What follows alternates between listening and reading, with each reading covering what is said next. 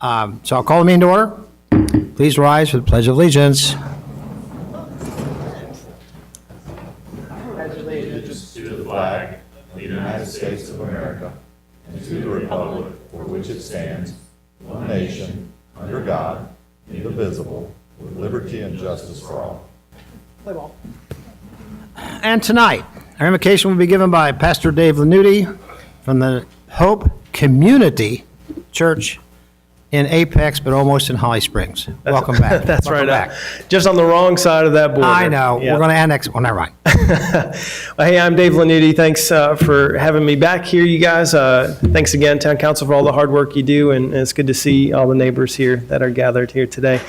I'm a resident of Holly Springs. I think it's I'll say it every time, it's the greatest place in America to raise a family, and most days in Holly Springs are sunny days. They're great days to be with family and friends and neighbors, and at soccer games and getting ice cream and things like that. But there are some days in Holly Springs, unfortunately, that are stormy. And we had one of those nights last night. And maybe you don't know, but sadly last night we lost one of our 18-year-old residents, a senior at Holly Springs High School. His name was David Agamlo. And he unfortunately drowned in Jordan Lake while swimming with a friend. And that's tough news. And I didn't have the pleasure of knowing David or his family, but my heart breaks for him. It's easy in times like this and in those dark and stormy times to know that this world that we live in is broken. It's not the way it should be, that teenagers shouldn't die before their parents, that there's just something wrong with this world. And I just want to remind you that death was never God's original plan. And we're reminded in tough times like this that we're actually created for something more in this life, that this life in of itself doesn't have all the answers. And so I just want to offer you guys encouragement today. Love your neighbors well. Get to know them. Do life together with them. Serve them if you can. Celebrate with them through the good times and share be with them side by side through the bad times. The storms of life are inevitable, but it's good to know that you're not alone when they come. And so instead of my regular prayer, the mayor asked me if I would just say a word of prayer for this family. So would you guys bow your heads with me as I pray for them? Well, Father, our neighbors are hurting today. So we lift up the Agamlo family to you. And we thank you that you're not a cold God, but your heart breaks alongside of theirs today. And I know that they're wrestling with questions of why, and why is this world broken? Why does tragedy happen? And I'm thankful that as we consider those questions ourselves, that you were never content to leave us in our brokenness, to leave us in our distress alone, but instead you have always desired to enter into the mess, to enter into our brokenness. You desired above all a relationship with us. And God, with you, death never has the final word. And so I pray that you give this family peace that surpasses understanding. I pray that you comfort them. And I pray that all of us here today would be better neighbors, that we would love each other well, that we would offer encouragement where we can, because that's the sort of thing that makes Holly Springs a great place to live. We pray this in Jesus' name. Amen. Amen. Well done, Pastor. Thank you. Item number 4, adjustment approval of the May 16th meeting agenda, Mayor Pro Tem. Motion to, adopt the May 16th meeting agenda with the following change. Remove item 7C, Berman Edge annexation, and add as unfinished business with one item, consideration of the resolution for rezoning petitions in the Southern Area Planning Initiative boundary. Second. Motion been made and second. All in favor? Aye. Opposed? Motion passed unanimously. Thank you, Mayor Pro Tem.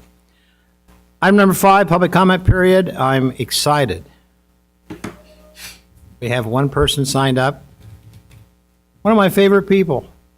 Wayne Wilhelm, please come down.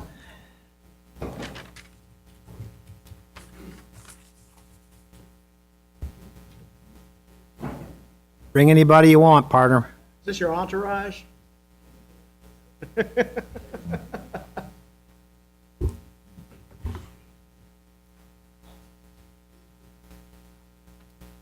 Good evening. Good evening, Wayne.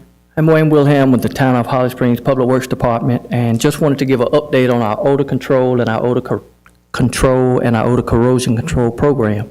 We have recently switched vendors. We are now with Evoqua, and I wanted to bring up Mr. Richard Sanchez, who is the sales manager for North Carolina, and Mr. Vaughn Harshman, who is the regional manager, that they can share some of the ideas that they have with helping us with this program. Thank you, Wayne. Thank you, council. Just want to first thank the town for the opportunity to serve the town and to earn your business. I am with Evoqua Water Technologies, and we are a water technology company providing products and services and equipment for just about every aspect of water and wastewater treatment in municipalities and industries.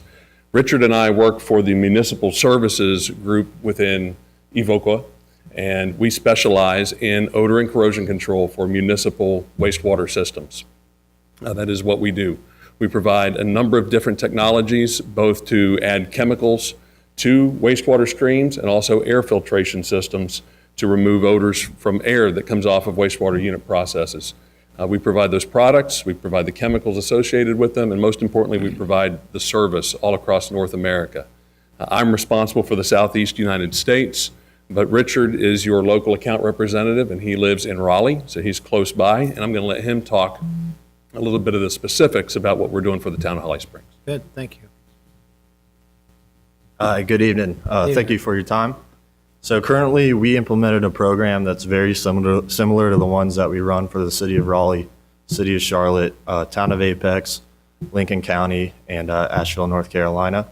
Like Vaughn said, I work hand in hand with the Public Works Department, and currently we are dosing bioxide, which is a non-hazardous chemical, at 6 of your lift stations. The main goal is to control odor and corrosion down your force main to the wastewater treatment plant. And while our most specific and sensitive area is the wastewater treatment plant, by controlling odors there, our approach is also protecting your infrastructure from corrosion. We currently have 6 data loggers that are reporting real-time data to our interface, which is available to Wayne. And this allows our approach to be proactive instead of reactive. We're able to get on the internet every day, see the hydrogen sulfide levels, and if something is peaking, we know something's wrong with our systems, and we're able to go out there and fix it before odor complaints filed. So we look forward to working with you guys. We've only been running the program for a month. We are dialing the systems in. So, we are data-driven. All of our adjustments, all of our changes are data-driven. And some data that we like to see is if there is odor complaint, that is data that we can use to help benefit the town. And like Vaughn said, if there's any questions or if I can be of any help, please feel free to contact me or Wayne. Thank you. Thank you. Anything else, Wayne? Welcome aboard. I never get any calls myself, but if I do, I welcome you guys to come in and help. Thank you for doing this. We will do it. Thank you. How is the best way for folks to report the Good idea. an odor complaint? Any particular person, just go through you, Wayne, or doesn't matter? They contact me, or they contact the office, they'll be message to me. Okay, I forward that to Richard, and then, okay. and then we, Yeah, I was gonna say microphone. There you go. There you So go. with any odor complaints that anyone has, if they would just forward those down to the Public Works Department, they can contact me, or if they contact anyone in the office, they'll get that to me, and then we'll forward that. I forward those messages to Richard, and then he begins contacting me, and then he formed a plan to see what we need to do to correct those problems. Super. Thank you. Anything else? Again, welcome aboard. Thanks, guys. Thank you, guys. Thank At this point in time, we'll close the public hearing and go to agenda item 6A, public hearing, 17 REZ 010 Grigsby Avenue. Matt Beard. Thank you and good evening. Good evening. All right, so the first item before you tonight is 17 RZ01. It's a rezoning request for a 6-acre property that would be accessed from Estes. The address is 0 Grigsby. We've got a lot of those odd addresses around town for properties that are currently vacant. It'll get a more accurate address once they subdivide, if they subdivide. So the rezoning request is from R20 to R10 residential. Before you is the comprehensive plan with the property called out here. As you can see, it's residential on the comp plan, located in the outer ring of the Village District community growth area. So what we're looking at there is kind of the relative density of the residential land use designations. And when you approach the inner circle of the community growth areas, you have much higher densities. And then towards the outer areas and beyond, it tapers off.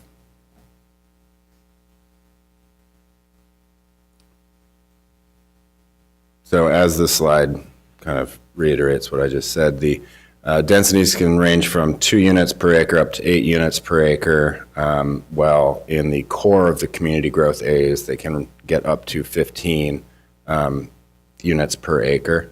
And as development extends further from the cores, densities decrease. The current zoning map shows the Valleyfield subdivision over here as a large R10 subdivision. There are a number of existing single-family homes along Estes, and that is zoned R20. A lot of the R20 zone properties around town are kind of a product of our process of expansion of our extraterritorial jurisdiction. The way that we currently go about it, we assign the R30 zoning designation as kind of a holding designation before redevelopment occurs on a property. And previously that was done with R20. So this was not necessarily the ultimate intended zoning for any of these properties, but rather was appropriate at the time for the properties. The planning board recommended approval unanimously. They had some general questions about pedestrian and vehicular interconnectivity with adjacent properties.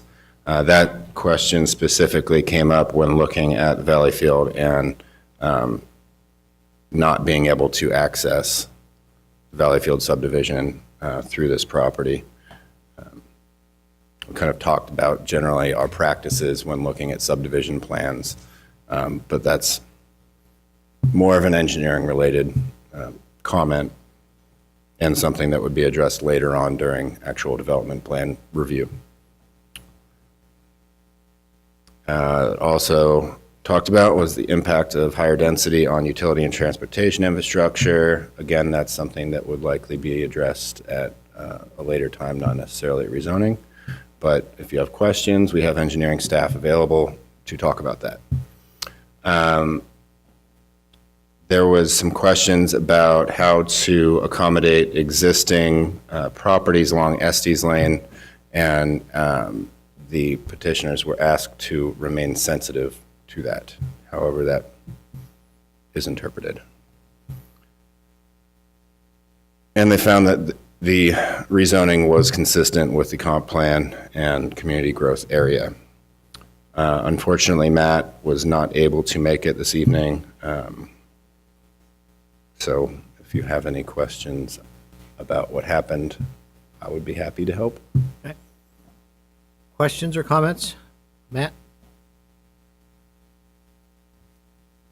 Seeing none? I mean, I'm sorry. Go ahead. The planning board, so they were satisfied with any answers, explanations that were given to their questions? Yes, I believe so. 9-0, right? 9-0? Yes, it was 9-0. Just to clarify, so going to R10 on 6 acres could mean about 19 homes? It says 3.25. 3.25 units per acre. I think 19. That's yeah, close. I think that's what we came up with. Yep. Yeah. Forgot my calculator. And that plot of land has no connectivity north-south any other way besides to Estes? Elizabeth can answer that. I knew we'd get you up here, Elizabeth. I knew it. I wouldn't want to miss an opportunity. The property here has got kind of a unique situation. There is a right-of-way that was previously set aside to connect to this property. So Estes Lane, and then this right-of-way, a road is not built currently in it, but that would be where they would access the property. And I did the rough calculation as well, and 19 and a half, I think is what it comes out if you maximize the entire piece of property. We know that that would not account for removing roads or things like that, so it's probably going to be less than 19. Those numbers don't cause us alarm for these type of roads, don't trigger traffic studies or any of those kind of requirements at this time. You don't think Estes would warrant any kind of it's a pretty rickety road back there, having traveled on it just beforehand. So just wondering if, with construction traffic, and this may not be appropriate for this time, but just It's definitely something we would want to keep in mind and make sure that construction traffic does not tear up existing infrastructure. That road was not paved that terribly long ago. It's actually been since I've been with the town, so I'm aware of when that road was paved. But it is something that we would want to make sure we don't allow them to do anything that would be detrimental to that. But as far as widening it or anything like that, I don't think it would be necessary at this time. They would be responsible for widening and building the road, and it's not widening, it's building the road that would access off of Estes, and then obviously any interior streets would be their responsibility when they come in with a development plan. Elizabeth, would there be any other issues in methodology to get out of that subdivision other than just back to Estes Road? Would there be some? There normally is a desire to stub adjacent properties, and we've talked a little bit about that on this as well. This piece of property here currently has a cell tower on it, and so there may be a way to stub the property in a cul-de-sac pushed up to the edge of the property or something along those lines that could allow interconnectivity if that cell tower ever changed and was no longer there, and allow connectivity in the future. With it being currently what it is, I don't know that there's an opportunity for another street access. We have many streets that have far more than 19 homes on them, and even if you count all the homes on the Estes, that's a relatively reasonable number at this point for interconnectivity today. The plan is to connect Estes over to the back of Brook Manor, and so in the future, this area will have multiple access points, which is another point to remember. Other questions or comments? Seeing that? Yeah, I just looked at this property as not being developed on its own, but a part of a grand plan to buy other lots there and put something together that's bigger. But that's just how I viewed it. Not that it's a promise or a true expectation, but that's how I viewed this particular rezoning. I've seen this sort of thing before, so that's fine. Is there any interest in having the applicant come forward for any reason? I don't think so. This time. I don't have any. Okay, we're good. All right, then let's go to, we have two motions. I'll make the motion to accept the following statement as being true. The requested zone map change from R20 to R10 is consistent. Excuse me, what? You got to open the public hearing. Oh, I'm sorry. Yeah, I okay, rescind we're everything opening I and just closing, said. yeah, because there was nobody signed up, so I'm apologizing. I'll open and close public hearing, no, I'm sorry, Hank. Go. I rescinded my attempt at the motion. Want to do it again? So we've opened and closed the public hearing, right? Right, now we can go to motion Now number we one. can do- Okay. Sorry. I'll make the motion to accept the following statement as being true. The requested zone map change from R20 to R10 is consistent with the Vision Holly Springs Comprehensive Plan. Since the future land use plan map indicates this property as residential, which allows for residential development between 2 and 8 units per acre, and the proposed R10 residential district will provide for residential development at a maximum density of 3.25 units per acre. Second. Motion been made, second, all in favor? Aye. Aye. Opposed? Motion passed unanimously. Number two? Motion to adopt ordinance 17 REZ01 to change the rezoning of 6 acres of Wake County PIN number 0648140937 from R20 residential to R10 residential as submitted by Ron Patel. Second. Motion been made and second. All in favor? Aye. Opposed? Motion again passes unanimously. Thank you. Thank you, Matt. Agenda item 6B, public hearing, 16 DDI 03306 South Main Street, Jason Brown Downtown Development Investment, and Irina Kristanovich. A good neighbor, since we were talking about that at the invocation. Thank you, and good evening. So a request for the downtown development investment has been submitted to us by Mr. Jason Brown. He's the owner of Starcraft Builders and the property that's located at 306 South Main Street. So in accordance with the town DDI policy, he has requested that all town development-related fees be reimbursed, and also to be reimbursed up to $25,000 for public infrastructure improvements that is required for the renovation of the property of the building located at 306 Main Street for commercial purposes. So I just want to locate the property. So this is, right here is the town hall. This is a co-working station. So the white house that we are talking about here is located right between the real estate office and the Palms property where the car wash is located, car wash place is located.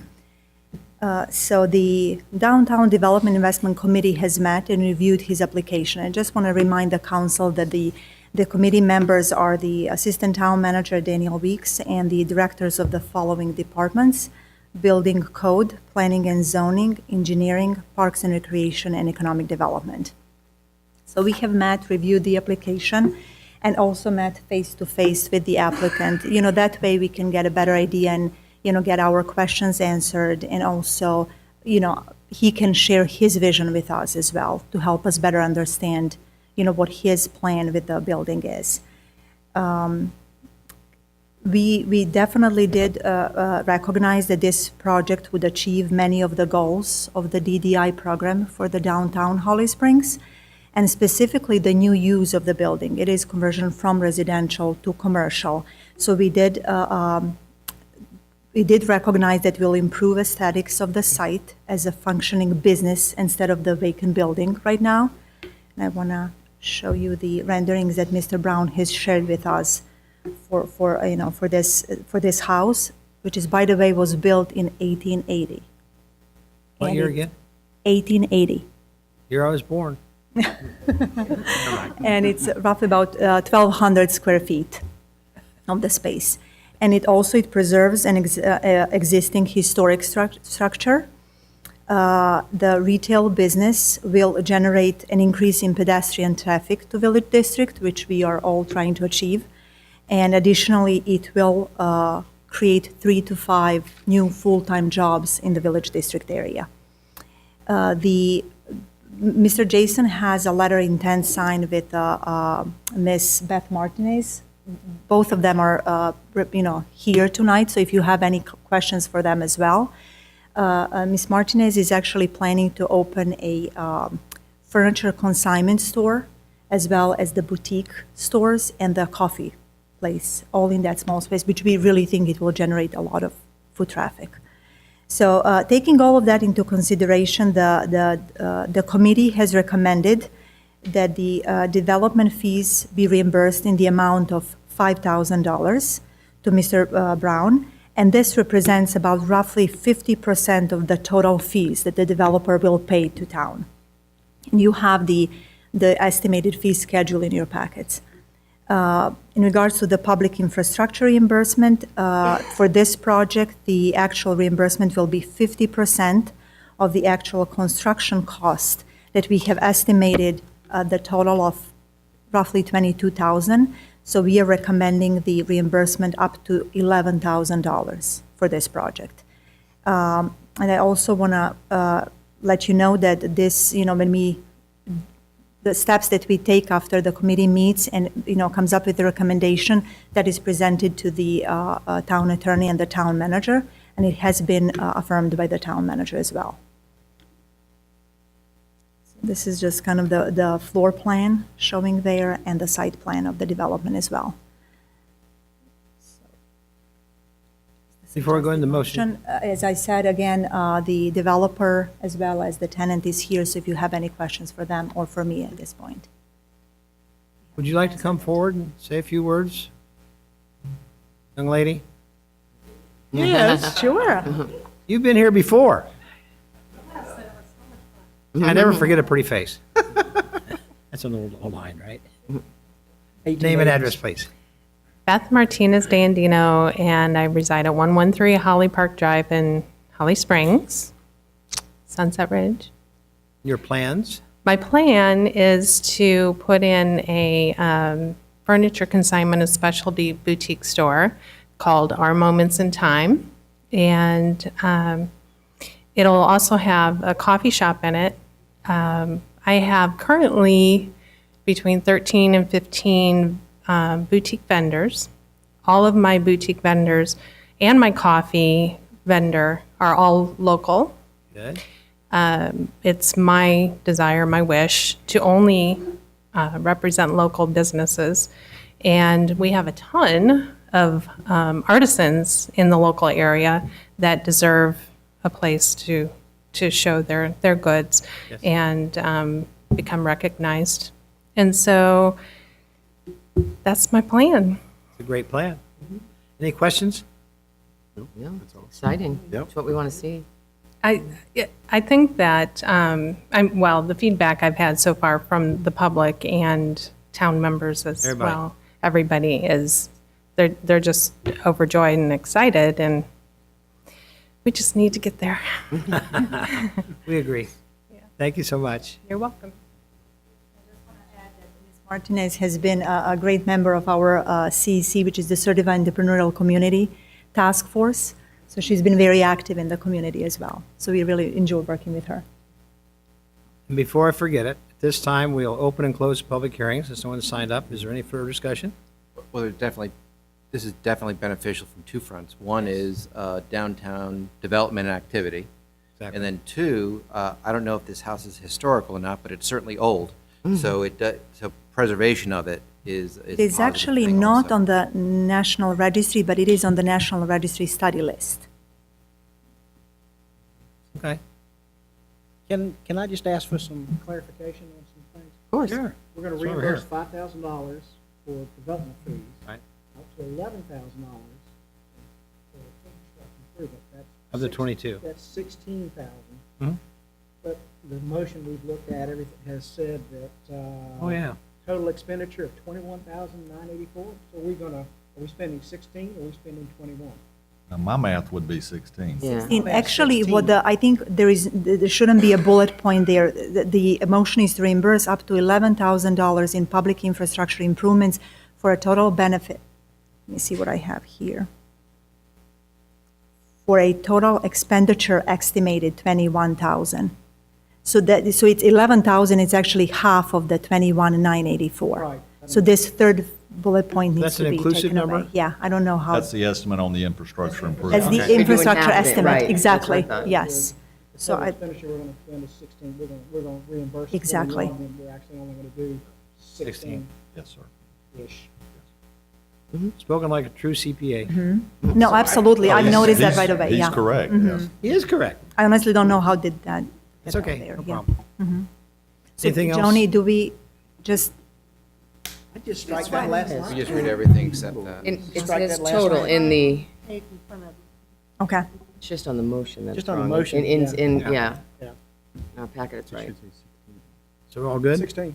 16. 16,000, that's correct. I'm thinking here, it's written right. Okay, if there's no further discussion, motion without the last I sentence. think it's worded wrong. Okay, I'll make the motion to enter into a downtown development investment agreement with the StarCraft Builders business owner Jason Brown for 306 South Main Street to reimburse $5,000 in town development fees, reimburse up to $11,000 in public infrastructure improvements for a total benefit of about $21,984. Okay. Got it? All right. Thank you, Johnny. Do you hear a second? Second. All in favor? Aye. Opposed? Motion passes unanimously. We can't wait. All right? There's your start. Thanks for coming. Thanks, everyone. You can stay, of course. Agenda item 7A, consent agenda, Mayor Pro Tem. Motion to adopt the consent agenda. Motion been made and second, all in favor? Aye. Opposed? Motion passed unanimously. Next item is Resolution 17-23. This is the add-on, and I'm going to ask our esteemed counselor, John Schifano, to speak further. Yes, sir. At your growth planning workshop last Wednesday, it was discussed that there is a area of town on the west side that you all looked at, and there should be an Exhibit A attached to this resolution, but unfortunately we didn't get it. But it's basically the Southern Area Planning Initiative area, which basically, and maybe Gina can describe in words the boundaries of that area, but it's basically west of here. We've got requests for qualifications out for private planning groups to look and to see if the comprehensive growth plan is adequate in that area to going forward, if any tweaks are necessary. So it was discussed at your planning retreat to take a 6-month hiatus on any rezonings. So this resolution just says that staff won't present any rezoning applications until the SAPI findings are made to the town council, or for 6 months, whichever comes first. Question, Counselor. Will there be opportunities for those who are interested to go ahead and start that process prior to and stay loose until it comes time for the council to look at it? Are we going to continue to accept, or, Gina, we talked about this, please? Or John, or whomever. Yeah, as somebody can make a rezoning application, it would just sit in the process, in the staff administrative process. It just wouldn't come before you for town council action until the time period expires. Anything that's currently in progress, this would not have any impact from. I don't think there's anything I don't think we have any current applications. That's correct. There's nothing in the southern area study area pending. So everything that's currently zoned the way that it is can proceed on without, as is, unless they want to have zoning changes, and then they'd be Correct. subject to this policy. Right. So this Yeah, does it's not a impede moratorium. any- It's a the question. rezoning. It's a rezoning hiatus. So it's not, if something's zoned properly, we'll accept building permits. It's not, it doesn't mean nobody's going to build anything in 6 months in this area. So if in 6 months, we're still in the Process. SAPI process, I love that name. is Southern Area Planning Initiative process, and we still have some concern, would we just readdress a longer hiatus? Or Make an okay. extension at that time, yeah. I guess that could go either way, though, right? Well, Could. You don't know. I don't know. Yeah. Yep. Okay, what else? Other comments? Missing. All right, there's no further comments. There is one motion, correct, Joni? Yes, sir. Okay. Someone want to tackle it?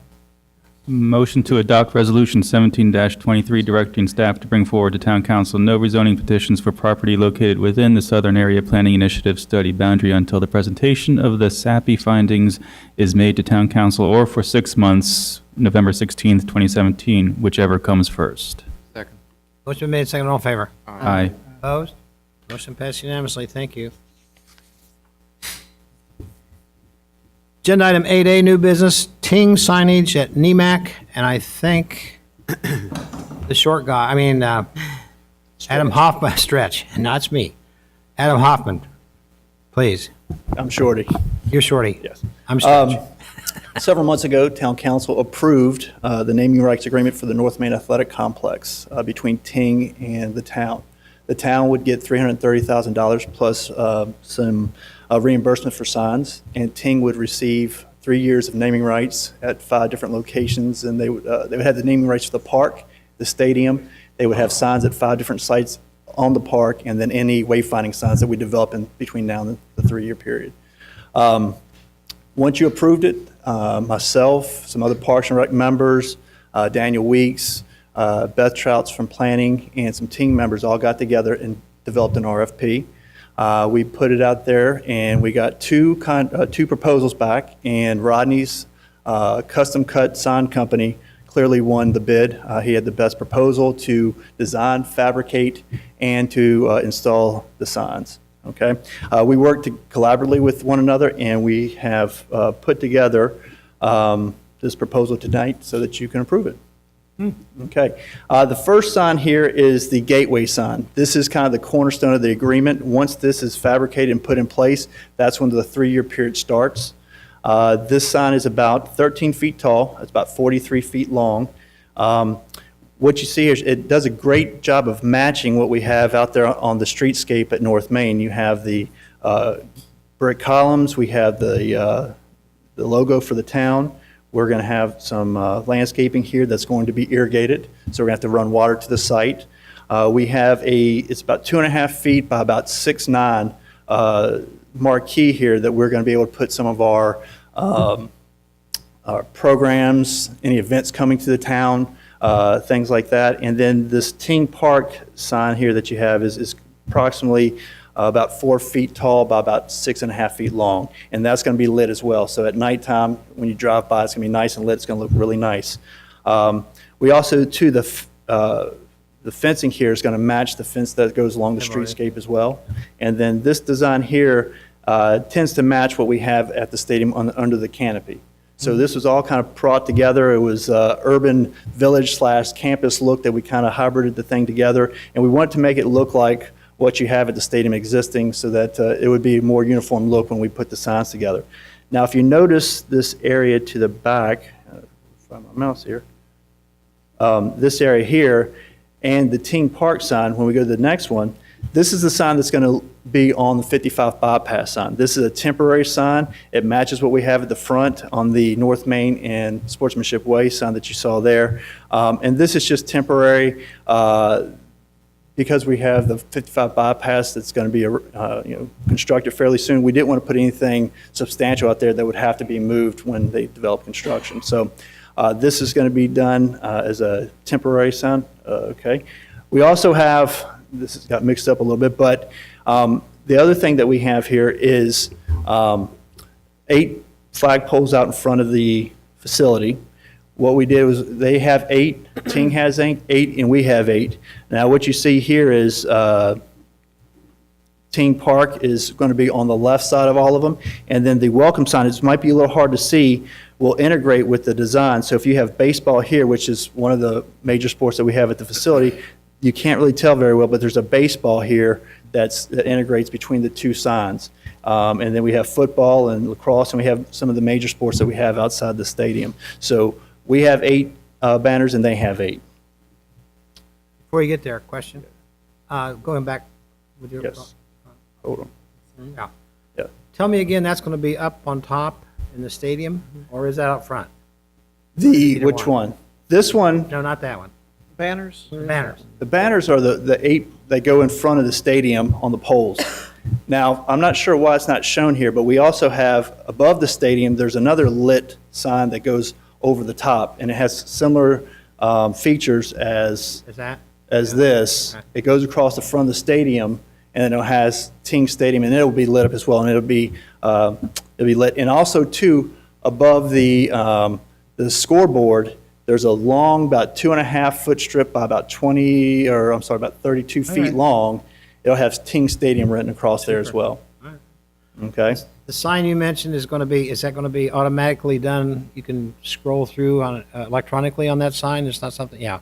Yes. Yeah. Yeah. So we will be able to manipulate that and put any type of event that you might have that you want to post. And And where's this go, where's the big This, sign go? this big sign is at the corner of North Main and Sportsmanship Way. Okay, so is it going to be just, is it on both sides? Is It's it going to on- be on the north end where the BMP is, Oh. facing outward. Okay, so people coming from in town, like downtown, will see it? If you're coming from the north, coming south, going northbound, you'll see it there on the corner. We didn't make it so that you can see it coming north Both and ways, southbound. yeah. That would be a little bit, yeah. Yeah, but you can see it if you're coming in, once the bypass is connected, if you're coming from the stadium or coming out going to North Main, you'll be able to look on it to your left, and then if you're coming northbound, you'll be able to see it on that corner there. Okay? I like it. You guys? You talked about lighting. Is it going to be like a floodlights hitting it from? No, it's going to be lit. It's going to have, Sign itself? the sign It's itself gonna is going to be lit, so at nighttime, it'll come on and it'll be blue as the ting in the park would be the white letters underneath there. And of course, the marquee will be lit. And the sign outside the stadium will also have the same situation. It'll be similar to what you see here. It have Ting Park and you have this ironworks going across the top of it. Now, with these, with this, the town has gone about a 75-25 split with the main sign itself, okay, which is the gateway sign.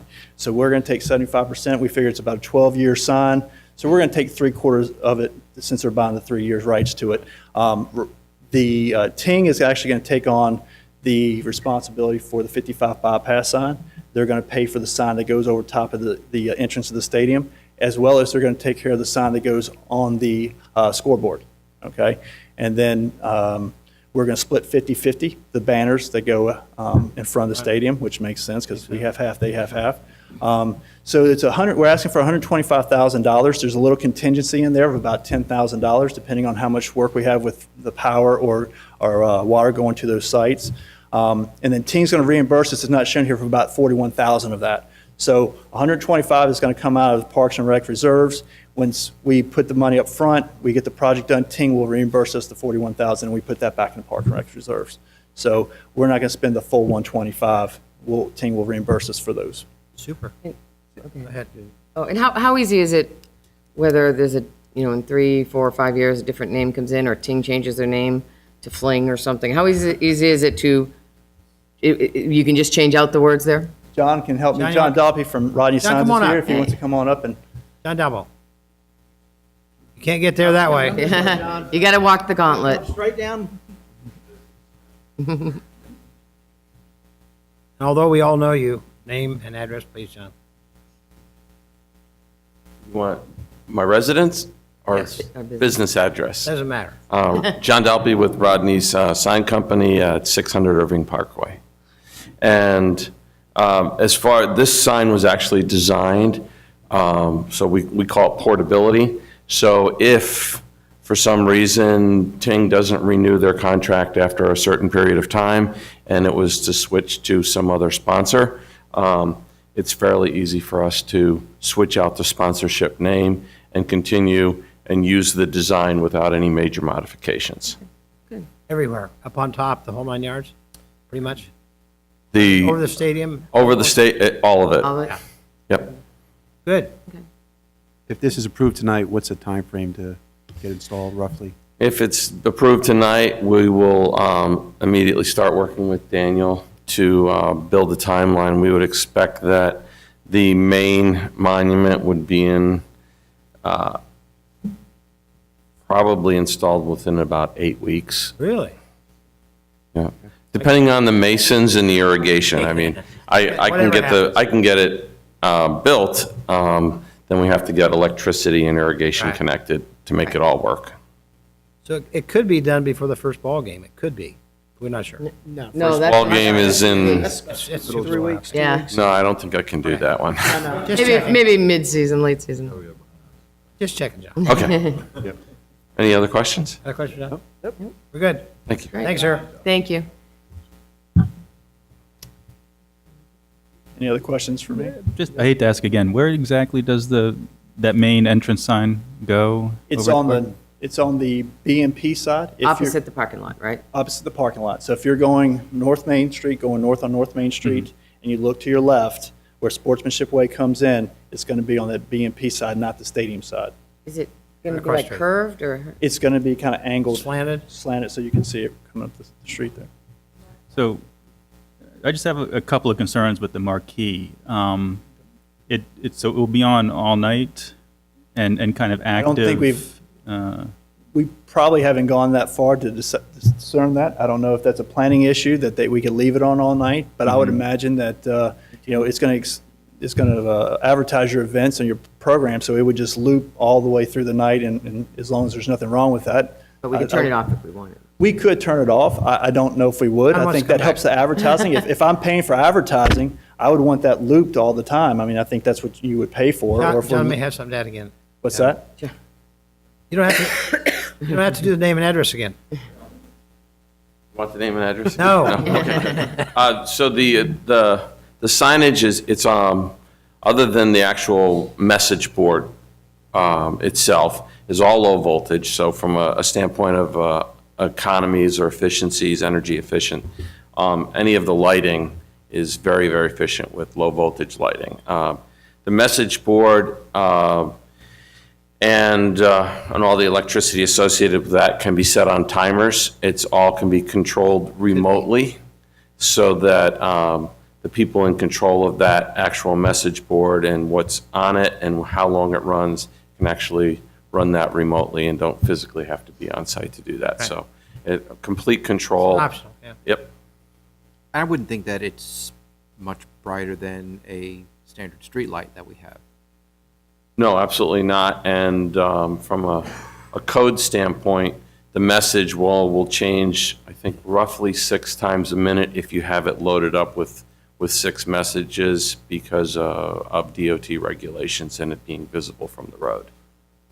How far off the ground is the message sign? How many feet up? Roughly 4 feet. So very, very comfortable to see from a car without having to Stretch your neck. stretch your neck and distract you from driving. Yeah, I think that was my concern, it being right at an intersection with crosswalks for pedestrians, of seeing a sign that's constantly changing and attracting your eye away from what's in front of you.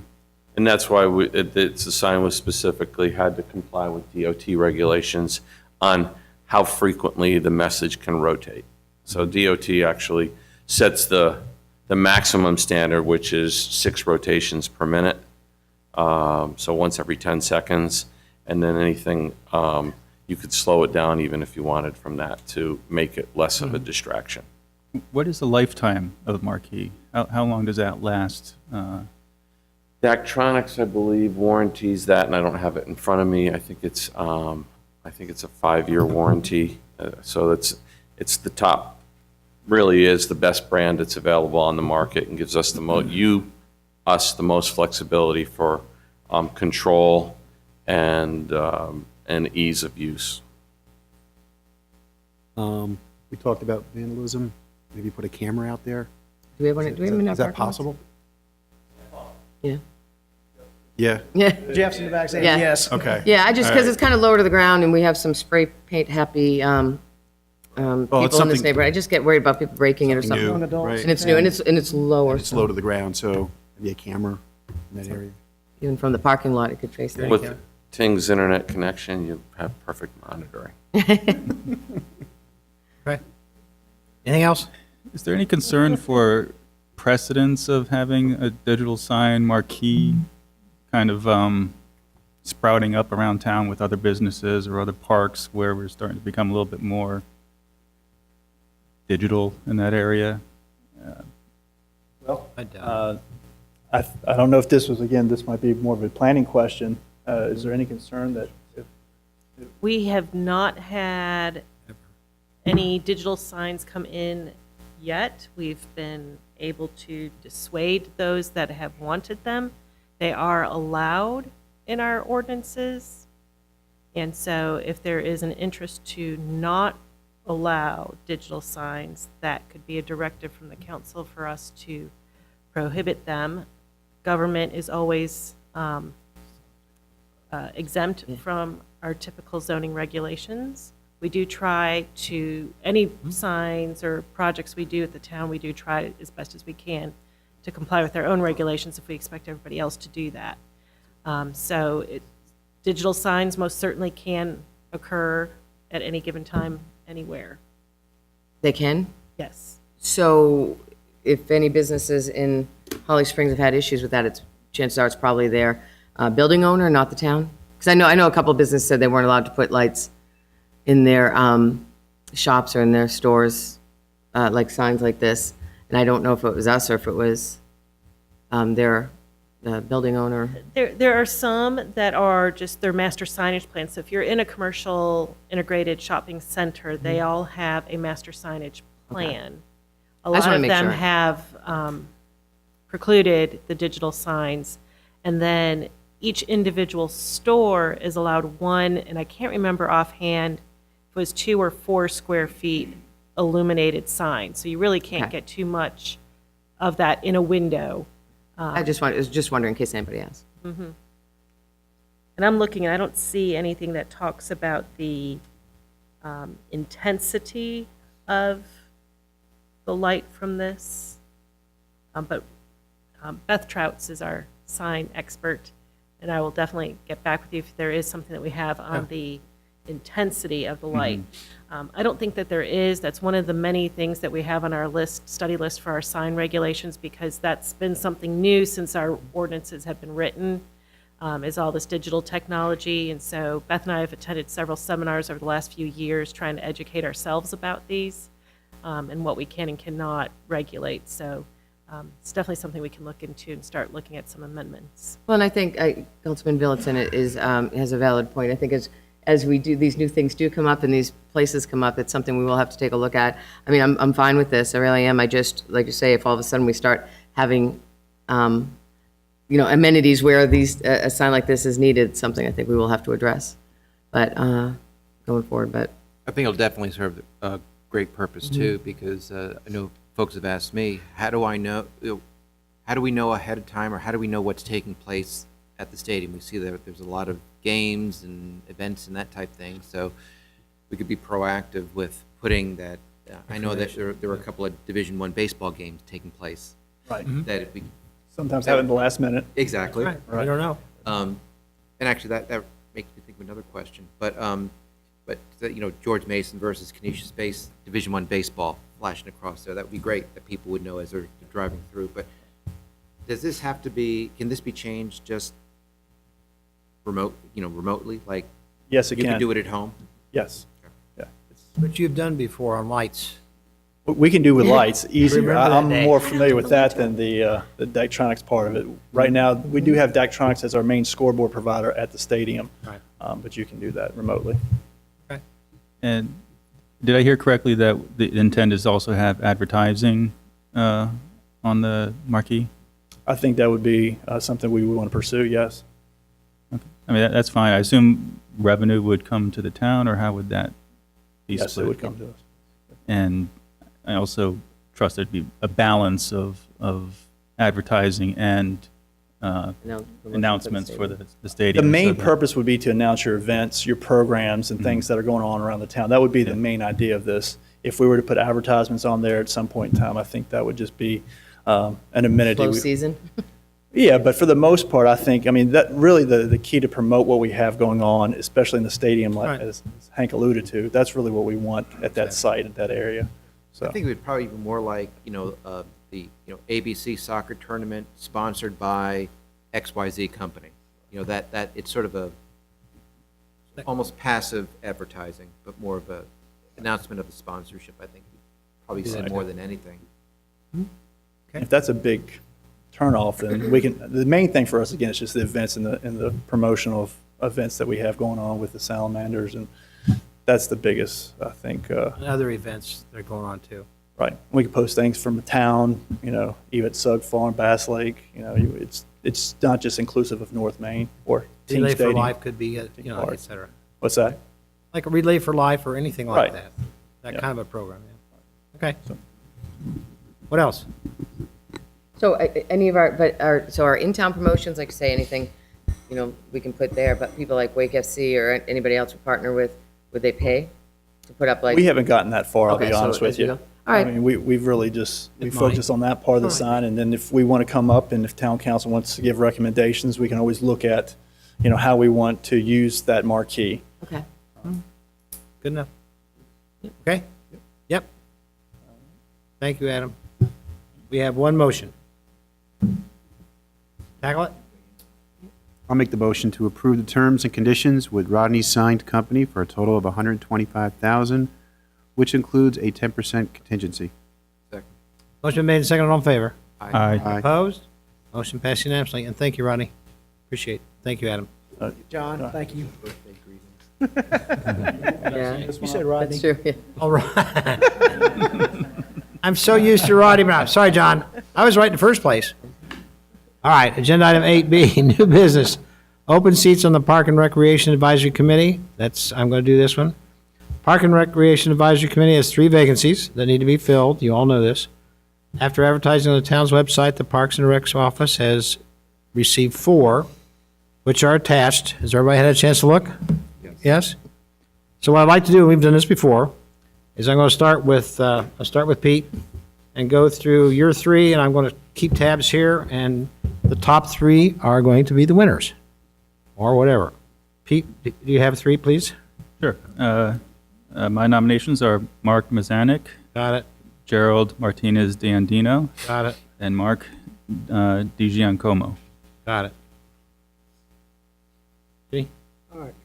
Mark DiGiancomo. Whatever, I know. what Yeah, you mean. whatever. D. Gerald Martinez, Deannis, and Ken Sikora. Okay. Sikora. Hank. Ken Sikora, Mm-hmm. Gerald Martinez de Andino, and Mark DiGiacomo. Okay. Sherry, Same.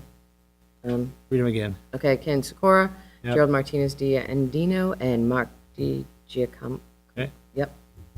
And last but not least, Tom. Gerald Martinez Diadino, Mark Mazanik, Isn't it? That's tough. and Mark Giacomo. Say it again, please. Giacomo. Giacomo's 1, Yep. Martinez. Martinez 1, and I missed the third one. Yep. Zanuck. Oh, Mazanik? Yeah. that was Okay. his third. All right, this will be easy. Be Ken, Gerald, and Mark Como, whatever. Como. Como.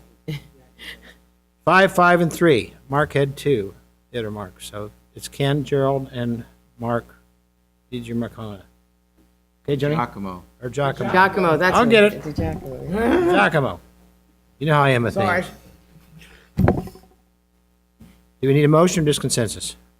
I'll make the motion that we appoint Ken Sikora, Gerald Martinez de Andino, and Mark DiGiacomo to the Parks and Recreation Advisory Committee for the terms to expire June 30th, 2020. Second? Motion been made, second, all in favor? Aye. Opposed? Motion passes unanimously. Thank you, and thank you for all of you who applied. Agenda item 8C, new business policy on children at play signs. That's come up lately. Sherry, you going to tackle this one? Sure. Let's see. Recently I've had a few people ask me about installing children at play signs in neighborhoods. And so I reached out to Lindsay McNeil, our Director of Public Works, to ask him about this, because I know Public Works used to be the one that would install the signs. And he brought up some good points on why we haven't done it lately, and I thought it'd be worth talking about and get an idea of what people think about having these signs installed in neighborhoods. Is Lindsay here? We've got, I have got quite a few questions, and why not have signs at, in some cases, in some of the, matter of fact, in our own neighborhood, we were asked to install children's play signs. And the comments I got were mixed. One of them was, it almost suggests that the kids should play in the street. Well, I can understand that point too. But at the same time, those who were complaining, and rightly so, about speeding, which is a whole issue in itself, where those signs were requested to be, there are signs already. Children at play signs.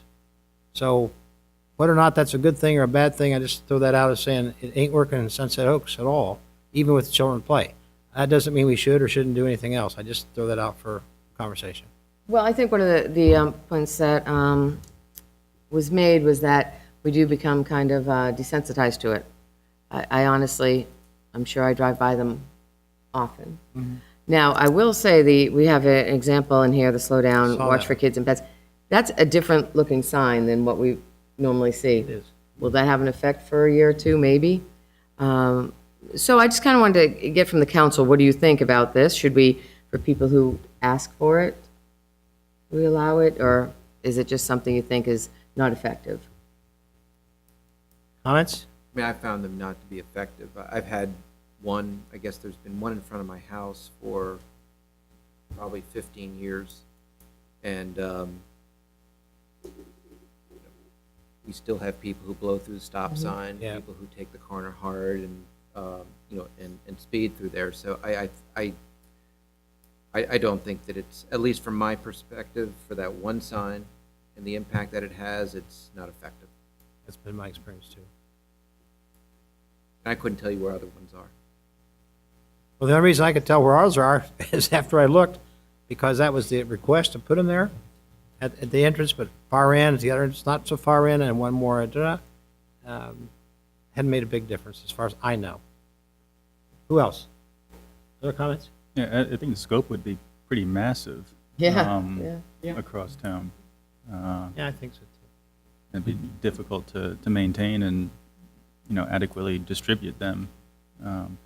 Question, is it something that individual neighborhoods could take up if the HOA of a neighborhood wants to I've seen those. be responsible, cost and install and everything else? I've seen them. I know a lot of people put that little man with the flag. Yeah, in kids the that play. street. Right in the center of the Portable street too. yellow- Yeah, the little yellow guy with the little flag and Yeah, everything. I've seen those. I miss it. Sure. Yeah. Yeah, I So think far. maybe, the signs are such that we ride past them every day, we become desensitized to them, really don't pay attention to them. It's just like, we know there's a sign there, but, we're busy focused on driving or whatever else and not necessarily paying attention to the sign. There were some notes in here about education, possibly working through the HOA in terms of that, possibly getting out some additional information via, the utility billings, as when little announcements going out that way potentially, or some other opportunities to remind us that to be mindful of children on the streets and everything else, because I'm not sure that signs are the answer. This doesn't seem to be, Jimmy. I wish I could say yes. I wish those signs that we have in Sunset Oaks would have people slow down at the sign and maybe go faster later. Doesn't happen. This doesn't happen. I'm sorry to say. I wish I could say they work, but I've never seen it work. I think that's what, when I did respond how, they can be ineffective. At first everybody was like, what do you mean ineffective? But then when you think about it, I mean, how many do we probably drive by all the time? So I would like to continue to think of it, try to come up with a better way to educate people and think of a way that we could possibly remind people. The thought that comes to like my to mind speak? is where would you place them? I mean, Chief, would you like to speak? People's yards. how many? I mean, we don't have a policy for it. I'd like to ask the chief to come up. I think he has some experience here too.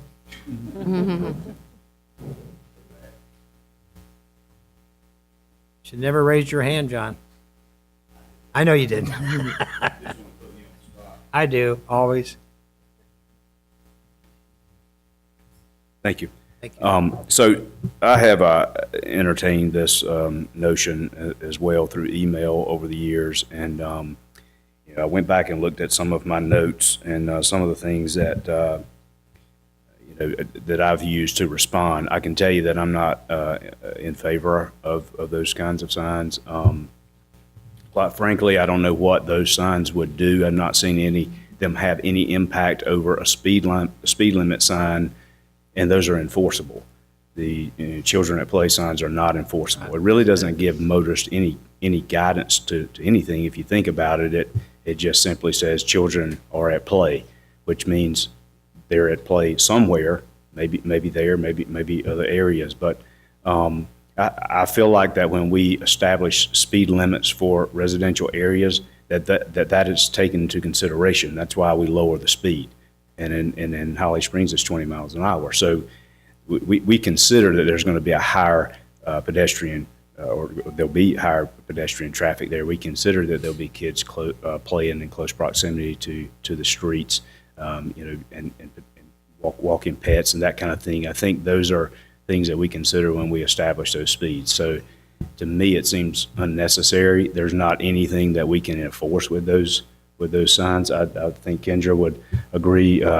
We've adopted the MUTCD as a guideline. These are not standard. It doesn't speak to these types of signs, so therefore they're not standard signs. Having responded to this, I've done a little bit of research, and one of the things that always comes up is what tort liability that we have, as the agency that would be approving this kind of thing. If something were to happen, do those signs actually encourage kids to play in the street? Does it make the parents less vigilant? Creating a false. We always talk about the false sense of security. I believe that it does. I think it almost says that we, we condone our kids playing in the street if we're allowing those that type of signage to be erected. So, it's. I've been entertaining this question for 10 or 12 years, and so I've done a little bit of research on it, and these are some of the things that I found in my notes when I went back to sort of review. Questions of John? Good information. Thanks, Chief. Thank you. Thanks, Chief. Yeah, thanks, Chief. What else?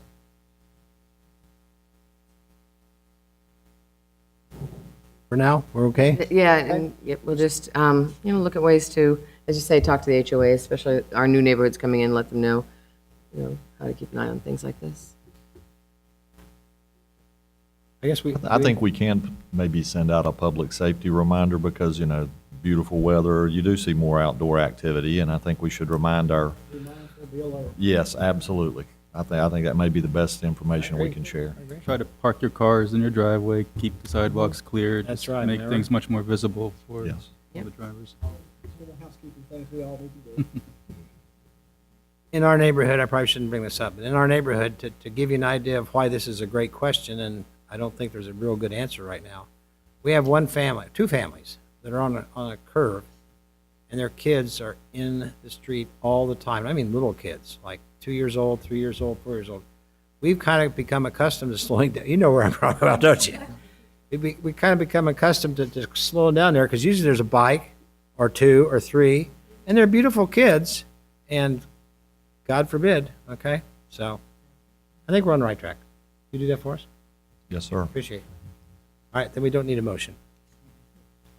All right, let's go onward and upward to 8D, new business, scope of work approval for signal syncing engineering, synchroning engineering, synchroning engineer, synchroning parish. Oh, Kendra Parrish. Good evening. So as you know, with the town's initiative to install fiber to all of the town facilities, it was, something that was sort of a indirect or secondary benefit was starting to realize that with this whole network of fiber, it conveniently passed several of our signals around town. The signals are DOT maintained and operated. And what we found is, working with the bypass project, if they're talking via radio waves, that happens to be a little unreliable. From time to time, the timing actually drifts, or they drop signals, and so fiber is a more reliable source to have the signals talking together. And so we began talking to DOT about a year ago about this innovative idea to tie all the Holly Springs signals together via fiber, to get them synchronized, to get them more reliable, and it really starts to build a base. So once we get them on the fiber, the next step would be able to have the cameras installed, not really for enforcement, but for monitoring.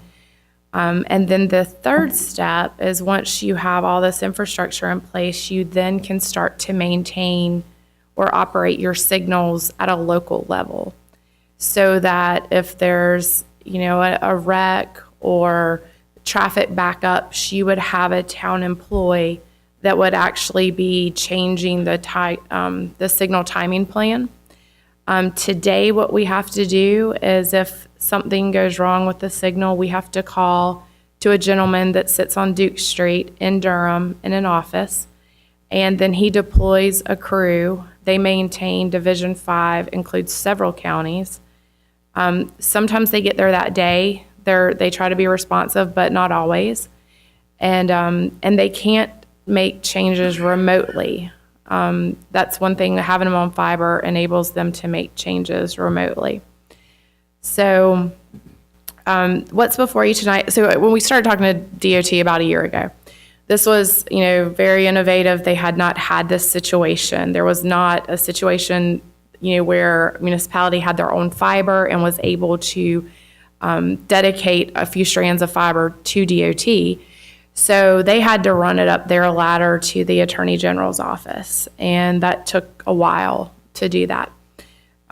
We finally got back word that they were interested in this endeavor, and then we began working with the division office for them to, we sort of had a kickoff meeting where we talked about what was needed. There's a design plan to actually get the fiber routed over to the signal box, and then a signal timing done. We worked with them. Jeff and I talked with them.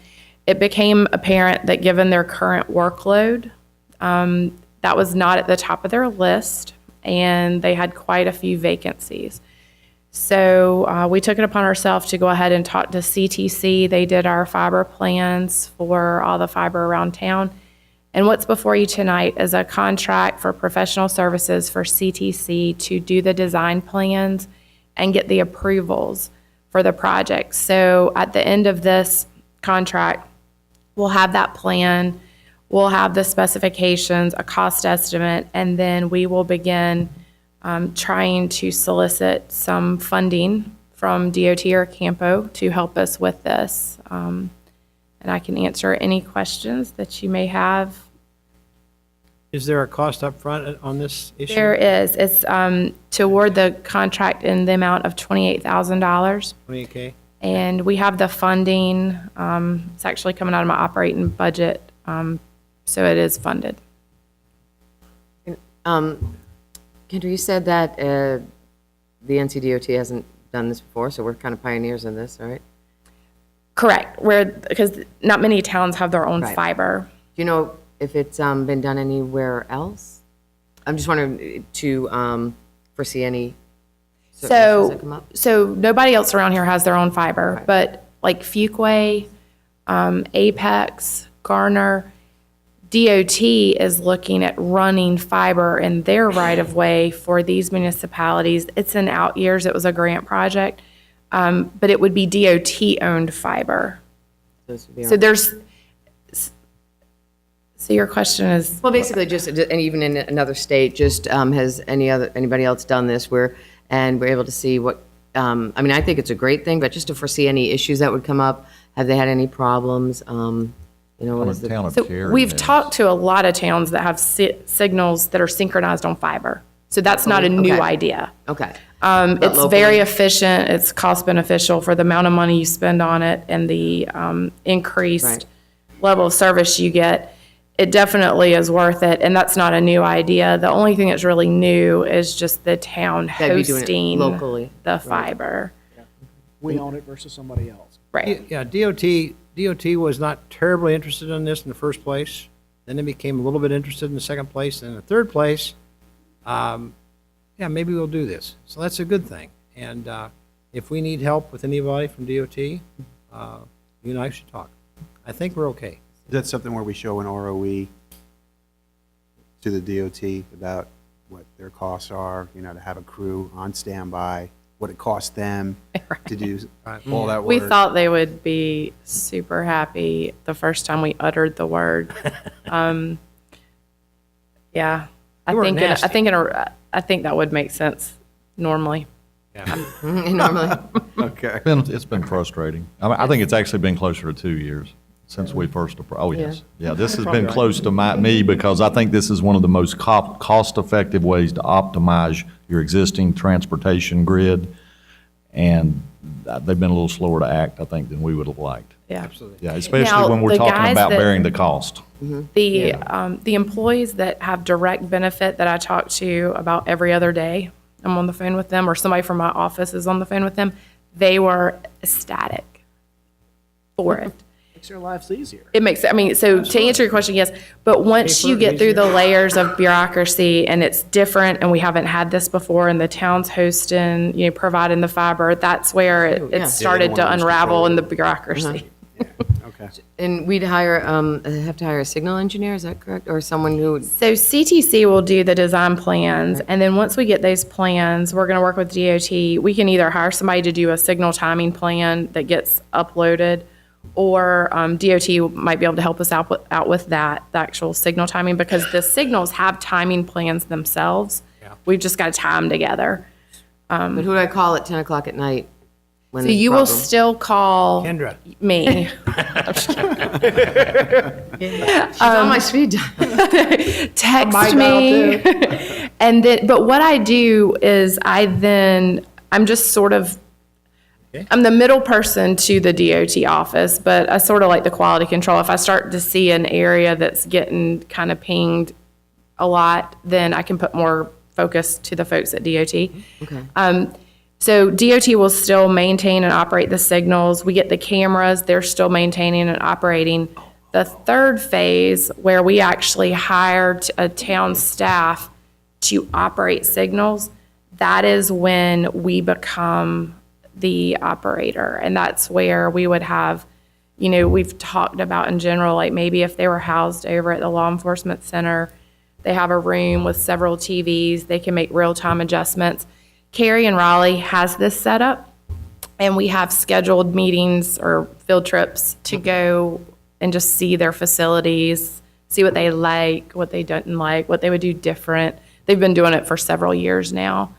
Fuquay is actually looking to, once they get all their signals synchronized with fiber, it's a few years out, I think is what they're looking at, but they're already talking about, they're probably too small to get a staff person. They might outsource it. Apex was looking at outsourcing theirs. Everybody is feeling the need to make real-time improvements, and DOT is not able to do that. So it's something that all the municipalities are struggling with right now, and trying to decide which way to go. We'll get there. What else? We good? I think it'd be great. I do too. I was telling Kendra this morning, I was coming back from BB&T, and there was 4 cars going across 55. 4 cars, stop. 4 cars, stop. And there was an answer, which I didn't quite know at that time. But as you know, they're paving that other area, that other lane, and we're down to, what did you say, two lanes? Or We're down to 2 lanes. 2 So lanes, yeah. right in front of Fidelity and That's the Chick-fil-A, one. because they're doing the widening, that for the next couple weeks is 2 lanes out. So you will see backups for that. Once they finish the widening in front of Fidelity, then they'll go at Village Walk Drive and Ralph Stevens. If you've noticed, the pavement's super elevated, different. They have to go in and flatten that out. That's going to be a 24 to 48 hour endeavor, and we've been meeting with the businesses out there, their delivery trucks and stuff like that, to make sure that we do not get in the way of that. And then we will shift Piney Grove over probably mid-June, and we're looking at the project being done sometime towards the end of July. Contractually, they do have until October, but things are looking good, with the construction out there. Terrific. Great program. What else? We good? Motion. Motion, Sorry. okay. Motion to approve to enter a contract with CTC for engineering design to improve stoplight synchronization and connectivity. Motion been made, second, all in favor? Aye. Opposed? Motion passed unanimously. Thank you, Kendra. Number 9, other business. Interestingly enough, I had number 1 on my agenda this time, speeding. And as we've said before, I don't think there is a sign or an answer to the program. It's all up here. And there are those whom I know and love dearly who have a propensity at times to go too fast. That's the answer to the question. It's people who shouldn't speed and they do speed.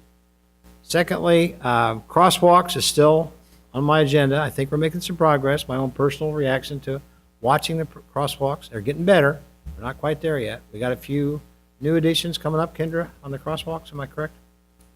Yes, the rapid flashing beacons that are on Grigsby, we have several locations that we're going to be asking for some bids to get those installed. Terrific. And then lastly, on Saturday, one of my passions has always been anti-bullying, as I think some of you know. We had about 120, 130 kids at the Triangle Academy in Cary, did a 2.5-hour presentation. Not just me, we had 6 speakers. And Senator Beringer was there, Linda Hunt Williams came. We had a minister, we had a mentor, we had all kinds of people there. And we're making some progress there. At least people are now beginning to understand that this is a problem. Even though Time Magazine, about a year ago, came out with a huge article, bullying is not a problem. Well, I'm sorry, Time Magazine, you made a mistake. Bullying is a problem. We know it, I know it, most of you know it. So we're getting awareness, and I think it's a good thing. Done. What else? I have a couple things. Sure. I've had it, just to remind people, I've had a few over, the years, a few people come up to me and say, hey, a flag at, outside Town Hall or at the Cultural Center is ragged, needs to be replaced. And I want to thank everybody for doing that, because sometimes, we get used to Sometimes we seeing see it. it, yeah. We go right by. I think the one at the Cultural Center was replaced recently, I believe. But thank you. If you ever see something like that, remind us. We'd be happy to go out and change that. The other thing, want to remind people to sign up for Notify Me, the Town of Holly Springs. It's the, you get the text alerts and such for different things that are going on. People are still, asking, how can I hear more about what's Whatever. going on? Yeah. And leading into this, I had a few people, and thank you, Joni, for getting back to me. A few people asked about recent meeting we had about SAPI, the Southern Area Planning Initiative, the meeting we had on that they were not aware of it. We did announce it here at the town council meetings. It's in the meeting minutes. But I would like to see if maybe things like that, or even the budget workshops, wherever the public's invited, if maybe we could put it out on, for Notify Me, so people who are signed up, let them know we're doing that as we do our council meetings, as well as maybe throw it on Twitter or something like that. Even though legally we only have to, announce it as you said. But just to let people know. I mean, I love Notify Me. It reminds me that I have a meeting on Tuesday night off, and I'm like, already? Or, farmer's market, or things like that. So, and you can customize Notify Me. You want to just receive council meetings, fine. You want to hear about Parks and Rec, great. So you can customize it. It's really, I think it's a really good communication tool. I'd like to see it used more. Super, thank you. Who else? Speaking of Parks and Rec, I want to thank Len and his department for working with the Lezecki family and putting up that really cool library box over by Vets Park. It's a really good-looking library box there that I always enjoy seeing, and I see a lot of people taking an interest in it, and it's just the cool stuff that I like to see. It's a nice one. Well, thank you, John, at Christmas again, okay? For the best Santa box in the world. Who else? Thank you for this past weekend with the turtle races and the parking on Salem Ridge, putting up those plastic signs. People were able to park on one side, and they didn't park on the other, and all the neighbors in that neighborhood thought it went very, very well. That's great. I did not hear anything, but apparently you guys did a stellar job handling hear that. anything, The Parks and Rec guys, but yeah, if you didn't hear, it sounds like you got positive feedback. I didn't Yeah. hear anything, so that's excellent. Yeah, so the next big event would be 4th of July, so I'm sure we'll do the same thing, so.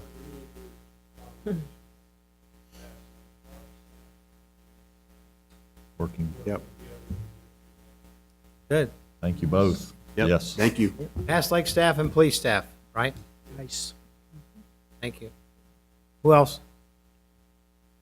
I guess upcoming, it's been well publicized on social media, but the College Club World Series is coming up, not this weekend, but the following weekend. And actually, that same weekend too, the law enforcement Special Olympics torch is going to be coming through Holly Springs. I didn't know that. Okay. Really? Running from, I believe it was from Rosewood Center down to Walmart. How about that? I didn't know that. I didn't either. Thank you. Anything else? Managers report. We have one more meeting, town council meeting, scheduled for this month, and that's the next Monday, the 22nd. That's our budget workshop, which we had not really advertised, but discussed previously. That's at the Hunt Center, and that will start at 5:30. 5:30. And I think you may have gotten some correspondence from Sean Bird, our water reclamation director, who's here tonight, trying to schedule a date for an open house at the water reclamation facility. That expansion that we underwent is reaching its final steps. So we thought it'd be nice to have a public open house for that event. That is scheduled as it stands right now, I believe tentatively for June 7th, 5:30, and that's a Wednesday. So that'll be the day after our next our next regular town council meeting. Did you guys all get that email? Yep. Okay. Good. Okay. Go ahead. All right. No, I think that's all I have in terms of upcoming meetings and so forth. That's it. Thank you, sir. Counselor? Closed session? Yes, sir. Oh. Uh-oh. Not even statute 1865, 32 fee? We could if you want to. Do I hear a motion? Motion to adjourn, sir. Second. Second, All in favor? third, fourth. Aye. Thank you all for coming.